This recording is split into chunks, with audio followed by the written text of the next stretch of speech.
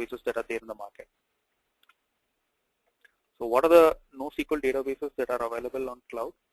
So the first, the Amazon cloud provides Amazon Dynamo and Amazon SimpleDB. These are actually not open source. They have to be bought. They are commercial databases.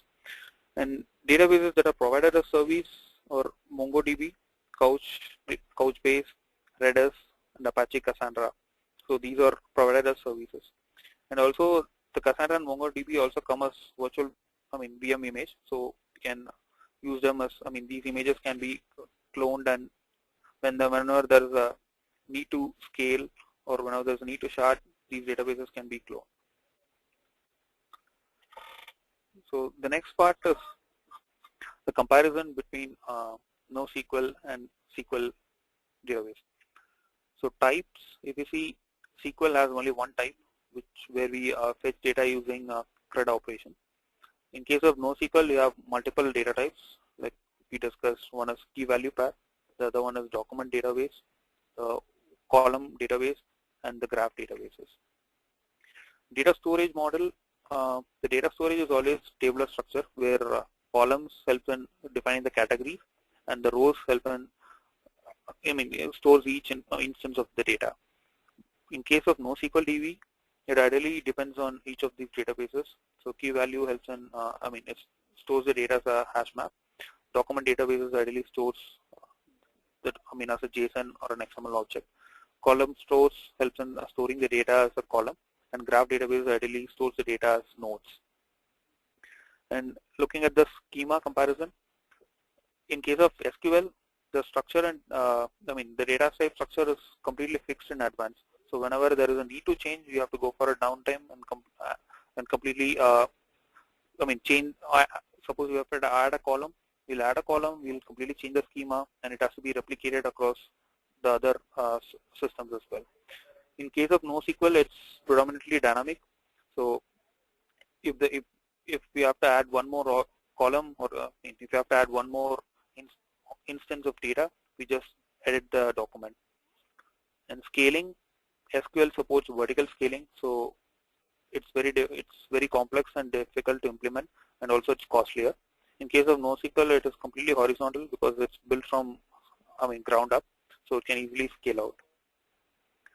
Data manipulation, how we access the data from these systems. On SQL, we ideally use the CRUD operation like select, insert, update statements, query-based language to access the data. In case of NoSQL, we use APIs. So in case of document database, we access the JSON using a REST or any API.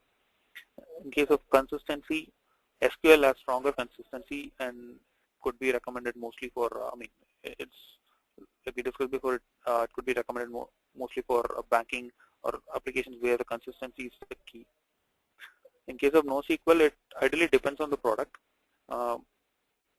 Like MongoDB gives stronger consistency as compared to other products, but then it's not as consistent as an RDBMS. So ideally, the conclusion part. So, what we discussed so far is that the needs of applications and then organization is completely changing, mainly because of the mobile apps, the big data, and cloud. And it is really important for companies and developers to store, process huge amount of data, which helps, and also taking into consideration the scalability and the flexibility of the data that is being stored. So NoSQL approach is predominantly gaining importance over the past few years, mainly because it has a flexible data model, and the ideal data, the flexible data model primarily helps in development of applications faster and also in easier management. And dynamic scalability, it helps in supporting multiple users and also store multiple data.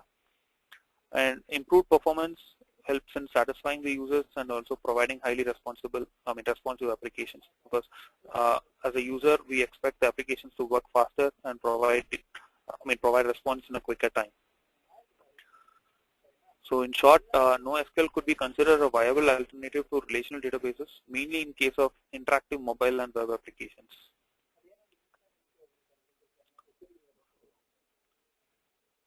Thank you. Now we can